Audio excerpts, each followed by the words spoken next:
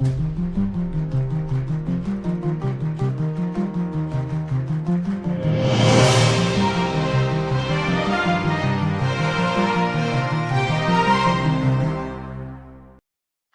welcome, and thanks for listening to Carbon Cli-MATES, an energy podcast dedicated to discussing all things energy, carbon, and sustainability while pointing out what's getting hot, aside from our planet.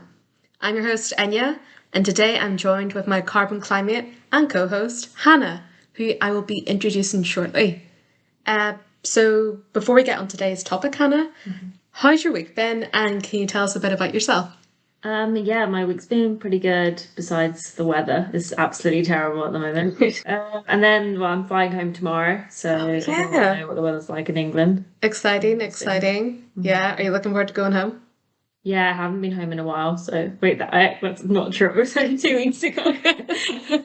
Just said that, I was like, that's completely... Yeah, it's like, wow, just a full-face lie. Yeah, I just straight up lied to your face. I was home like 2 weeks ago. Yeah, no, I'm really looking forward to going home, see the dog, and obviously my family as well. Yeah. Looking forward to it.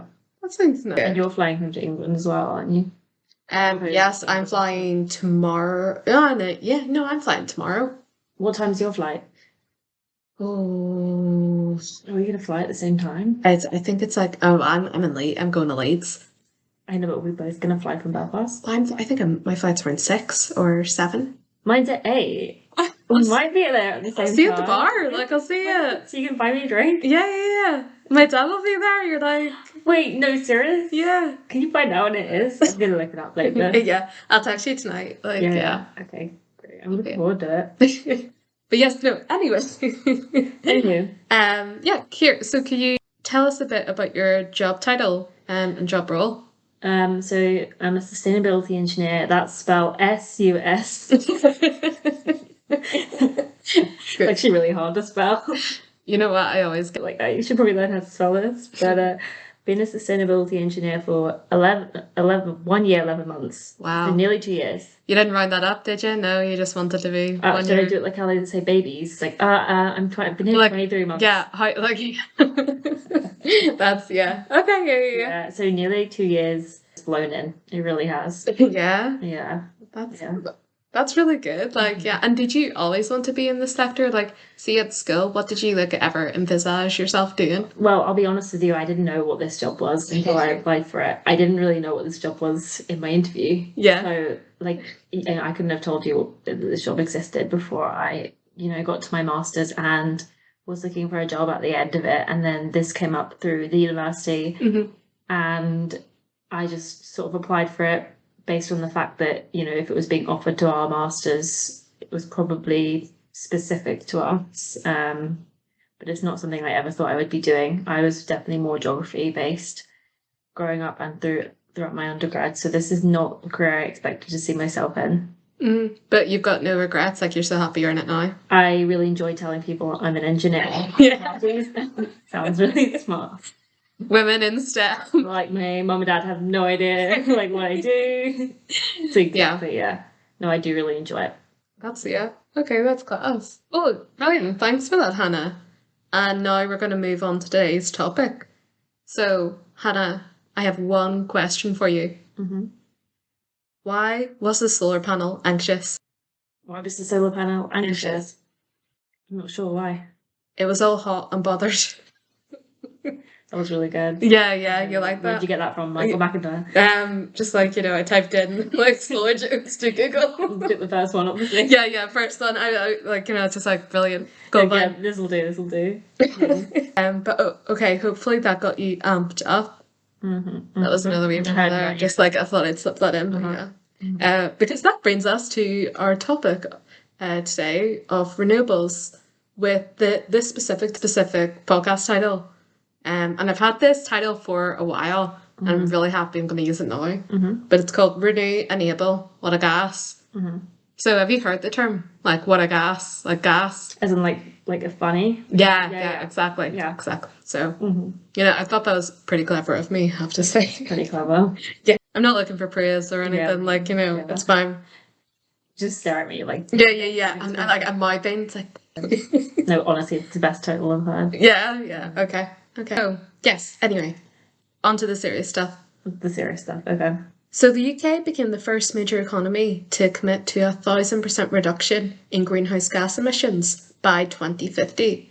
This net zero target represents a significant step change in the commitment to address the climate crisis. One of the ways we see this being done is through the use of renewables. As sustainability engineers assessing a development, we often get asked questions regarding renewable installation and quite often get asked to carry out feasibility studies. See, and hopefully you can tell me this, Hannah, when do we see renewables first make an appearance in the development design?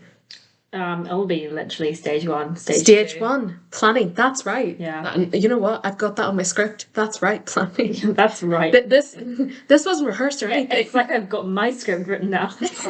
So it is often at the planning stage. And this is when the application to construct a building in a certain spot where renewable technologies are discussed about the installation for developments. They are often found in reports that we as sustainability engineers get asked to create, which are called energy statements. A brief overview of an energy statement shows an introduction to the development, a statement of local planning policies and how the development meets them, and then carbon reduction results and calculations. So Hannah, what exact process do you go through when assessing different renewables for a building in an energy statement? I guess the first place I start would be the local plan of the council. You know, you can pretty easily find out what council the development's in, just a Google search or something like that. And then I'll just go straight to the council website and go to the local plan and look for the targets. You know, a lot of boroughs and councils, especially London, have specific targets that need to be met. Also, some other things you might want to just umbrella is like BREEAM. You know, you want to check, is there a BREEAM criteria that needs to be met as well? Just all the things that have been explicitly mentioned in the local plan. And then from that, I'll look at talking to the architect about some U values, because you'll want to start with the fabric as well. You'll find a lot of architects will sort of say your minimum requirements and often that is like I think we as energy assessors, we often want to try and get better than that. We do, yeah, and that's something that you'll find a lot like architects might push back on, but usually that's the starting point. You know, go to the local plan and then go to the architects, and then from that, you know, your energy strategy. I found from doing a couple of them now that you kind of know the gist of where you're going based on the type of building. So like, you know, with an office, you're probably going to get a VRF, like an air conditioning system, maybe like electric hot water, and then, I don't know, sort of an air handling unit. Yeah. Student accommodations, you might get like electric heating. You kind of know what you might go for, but then at this point, you'll talk to the mechanical electrical team. It's not too specific, but it's, you know, an idea. That's where I'd start really, and then sort of work my way through the policies, and then, you know, look at Part L, and depending on where we are, Section 6, Part F, and just see and work on the model and see if we can get there. And the model, the building model, like the likes of SPEM or STAT model, which we have talked about in other podcasts. Yeah. I'm actually not too sure if it'll be this podcast or it'll be like... whether it'll be posted. Yeah. I was like, I haven't recorded that one yet, but... What crisis the world's going to be. You know? But yeah, that's the thing, and it's really interesting with planning policies and applications for developments. Our bit, the energy statement, usually we come out with, if it's a large development, we come out with a carbon reduction figure. So we say the development with these was able to achieve this percentage carbon reduction. And often that figure is carried all the way through the design, right until the very end, like the as-built stage, where we have to recalculate again. And find it's not as good. And see, and actually see, did we actually meet that? Yeah. And it's like, oh boy. I guess that's like the importance with renewables as well. You know, like once you put that into planning, that needs to be carried the whole way through. Yeah. And that can be quite tricky at the end. If people don't look at the planning statement, which a lot of people don't look at. Yeah. So you're just right. Well, that's very good. So you've been doing that during your time as a sustainability engineer. What sort of training or prep do you recommend for entering this role or completing these reports, or just your role in general?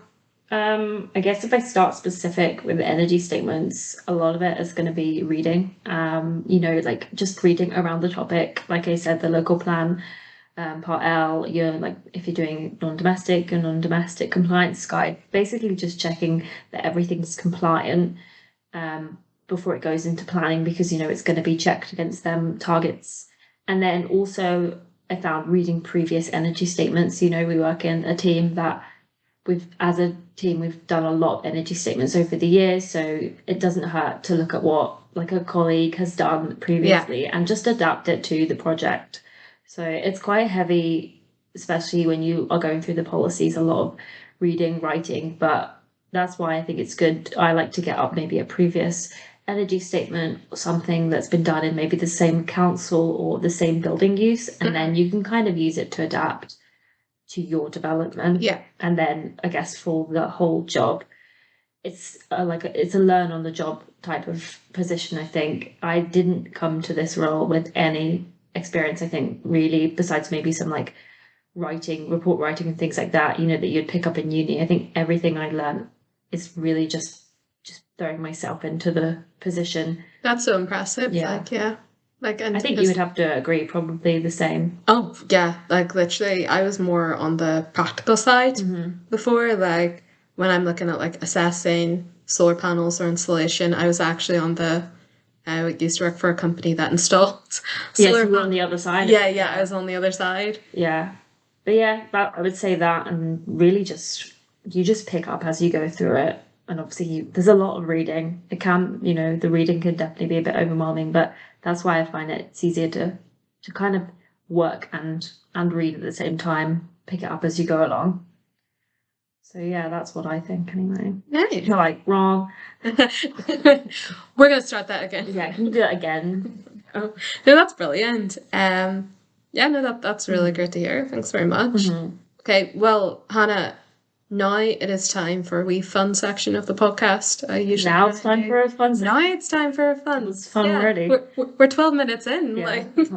So this is called the It Ain't Easy to Be Green section. My favourite section. Your favourite section, yeah. And I hope this is something that when you first listen to the title of this section, you're like, why is it called that? But then as you progress in your sustainability engineer career, you'll see the words be green so much more often, and you would get it. Like, you would get it. Imagine if I didn't get it. Laptop battery wasn't on. That is my bad. It's the It Ain't Easy to Be Green section. So I'm just going to give you some energy statement and renewable facts. I want to focus on renewables. I feel like we've covered a lot on energy statements, so just want to shit out. It's really fun to talk about, But yes, so how many renewable sources make up our national grid? Do you know? And you don't have to know, I'm going to tell you anyway. Is it part, like, do I get to keep my job at the end of this? Yes. It will be reviewed, okay? Okay. Are we talking like, I don't know, like biomass, or you being like specific, like nuclear? More specific, okay. Like that does help, but I've got 4 in total. Oh, 4, okay. You just told me straight away. So you wind, solar, hydroelectric, bio. So if you just put like nuclear and stuff all into the same bracket. Okay, interesting. I think the one we probably see the most is solar. Solar, definitely. Yeah. I wouldn't see much wind turbines. Have you? I don't know. Have you seen many? You know what? I used to see them quite a bit. But yeah, I don't. Just driving to see. Just seeing them in the ocean. Yeah. I wouldn't see many like in a project. They're probably just too big. One of the nature walks I go on. I say nature walks. One of the walks I go on, in Ballyclare direction. You go up this big hill. Yeah. And you can see out. You know Cave Hill. It's pretty much like behind that. Familiar, yeah. Like it's like, you know where Cave Hill, where we're based. You know what? I just want to let you know that someone who did geography I have the worst geographical knowledge about where I am, and I'm really bad at orienteering. I can say so you know Carrickfergus, it's 5 minutes away. You could be like, when you take the 5 rocks and then you walk northeast towards the pond, and you're just like absolutely of course. Yeah. But yes, so the 4 main renewable sources that make up our national grid are wind, solar, hydroelectric, and bioenergy. Okay. So you are right. I think solar is the one we would deal Just with like, most. the how do you even say it? Photovoltaics. Photovoltaic. Yeah. I just say PV. I'm just gonna say PV. What the industry knows as PV. PV. But I don't think you would know if you didn't work in the industry. If you said PV to me, I wouldn't know what that was like before this job. What about solar panels? Solar panels, yes. Yeah. And see the ones that everyone knows. Yeah. See, this is the thing, because like so there's different terms, like, and they're non-exclusive to each other. So solar panel can mean solar thermal. Yeah. And like solar electric panels. Yeah. And then but PV, photovoltaics, it's mainly for electric. Very specific, and then solar thermal, that's for it's a panel but it generates heat instead of electric. Yeah, this is the thing I've noticed, like whenever I tell people I'm like, this is my job, like in this field, everyone loves to be like, oh, I was thinking of getting solar panels on my roof. Yeah. Like, don't do it, it's not worth it. Come on. Like, are you trying to impress me? Get a wind turbine on your roof and then I'll think about it. That'll like then come talk to me. Yeah, that's what I think to see. It's like just one solar panel on your roof? Yeah. How about 100? My roof isn't big enough. Well, that's not my problem. Yeah, that's not my problem. How about you extend your roof? I care about the energy. I care about the environment. Yeah. Never mind the like embodied carbon. Yeah. Construction materials. Yeah, I know. That's always the thing. I don't think people would know like PV panels. Mm-hmm. I think that would be the one that definitely comes up the most in our field, and then maybe like in the general public, people would know a lot more. And I guess wind turbines, people would know, about like wind farms, and you would see a lot of them like when I fly over, for example. They're in the sea. Yeah, no, sorry, that makes me pick up. But the wee place I go for walks by Claire, over this view, I'll get the name of it the next time you're on, and I'll definitely do the walk. But it's a big walk, and it has an incline, and I don't like my inclines, but when you get to the top, you see like so many wind turbines. It's really beautiful. See, well, I told you like my mum's scared of wind turbines, haven't I? Yes, she doesn't like them. They're too big. It's one of those things like they're too big. She said they are actually massive. They're really, really big. You know what? There's a word for that. Megalophobia. I think so. Thalanophobia. I think that's like the ocean one. I think is it megalophobia? Megalophobia, because I keep on seeing that on TikTok, and because you said and that it just shows big items. I didn't think I had that until I watched them TikToks, and I'm like, I actually have this. It's like maybe I do. Yeah, it was really scary. Yes. Yeah. Okay. But yeah, for the national grid, so those four main renewable sources, along with many other ones, when you look into those sectors, contribute renewable energy to the national grid. What this does is this brings the carbon factor of the national grid down. What carbon factor is pretty much how many kilograms of carbon are emitted into the atmosphere for every kilowatt hour generated. So it's a good indicator on how well we're doing. Mm-hmm. There's actually a fun wee app I use called Energy Watch GB, and it tells you all the sources that are making up the electric at that moment. I think you showed me this. Yeah, I think I've showed that to you. Yeah, I have definitely seen that. Yeah, because we when we we're taking a bit of a break from work, we like to look up energy sources. Yeah. No, that's what we do on our. Keep it topical. We really do. That's what we do in our downtime. We talk and then do podcasts. Yeah. So, okay. Back to the It Ain't Easy Being Green, to be green section. Yeah. Can you tell me what happened in December 2021 for Northern Ireland? There was an energy crisis. That was correct. But something happened in government. Oh, the government fell apart. Oh, but you know what? You're not wrong. Yeah. You're not wrong. I'm looking for something particular there. We literally just talked about it as. But I don't know. We're talking about this when we're making tea. Today? Yeah. Okay. No. In December 2021. It was really cold. Yeah, probably I'd say. Yeah. Okay, but in December 2021, Northern Ireland published its first energy strategy, the path to net zero. Okay, I didn't realise that was so far, right? I thought that was more recent. There was a January 2020 January 2022 issue, and then a June 2022 issue. That's the one I think I was most familiar with. Yeah, they're kind of the same, but they feel like action plans and this is the pathway. But there was like a lot of big talk about this for years, and no, that's interesting because I didn't realize that it was 2021. You know, I did the energy statement. No, I will say December 2021, so pretty much 2022. Yeah, because you know, I had to write the energy statement for one of the Belfast jobs. I think it's one of the first ones we've done. Yes. There was no guidance, which was interesting. And so it doesn't reference the energy hierarchy that we would most often write about in our statements. This is the thing. What I will say, even though this is the first energy strategy for Northern Ireland, it's good, but it's not perfect. Like when we look at energy strategies or energy plans for other boroughs, like in London or like, you know, regions in the UK, they're developed and they set out clear targets. Yeah. Where like specifically for building and constructing. I will say like our one, even though it covers building, but like it seems to be everything's under an envelope. It kind of like vaguely says, you know, like you need to consider like a passive, like a fabric first approach. It's sort of like a very woolly sort of like, you know, I guess energy hierarchy. It's not as explicit as you would see in the likes of London, or even Manchester has a very clear energy strategy. Yeah.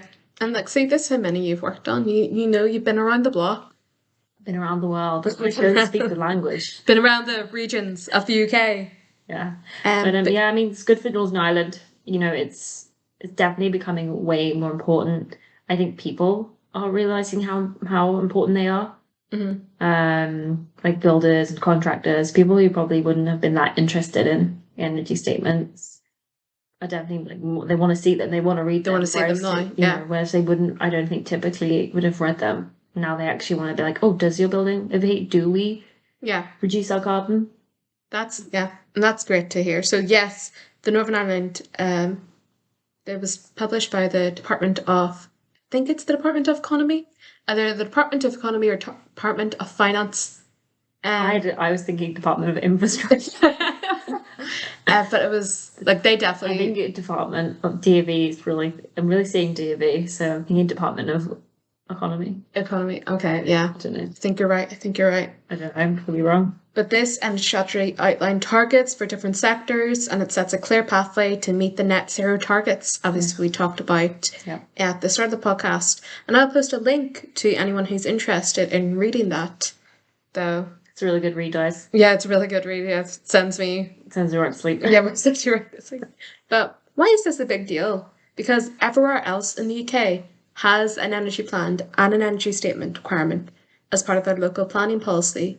And I've seen some jobs, like some regions of the UK, where they've had energy plans or statements since way back 2006. Yeah.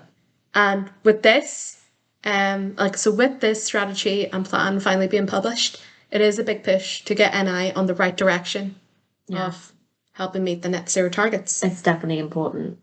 My next point of the It Ain't Easy to Be Green section, we actually talked about a bit already, but that's fine, we can rediscuss.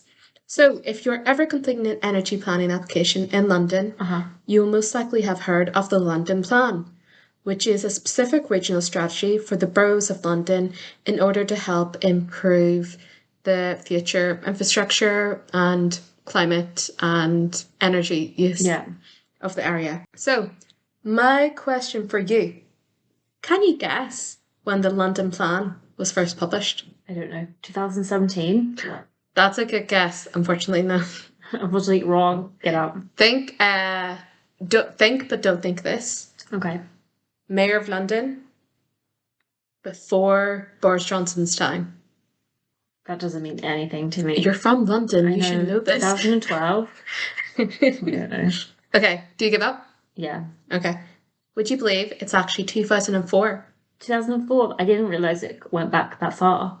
That's really, it's good. Interesting. Yeah. So that's good. I assume it was maybe just like, basic bit. Like, Yeah, but probably then wasn't like your London Plan 2021, you know. yeah, Wasn't really... which is an extensive like. Yeah, I actually really like the London Plan. I like that it gives you a very extensive guide. You know, because you find like a lot of energy statements for like other councils that they can't be woolly. And they don't really tell you how they want them done. They sort of say like, we want you to show this carbon reduction. But I do really like writing plans for London, because they're like, these are the things you need to include. This is what you need to, you know, it gives you like an example of the baseline, things like that. I really enjoy them. Nope, that's it.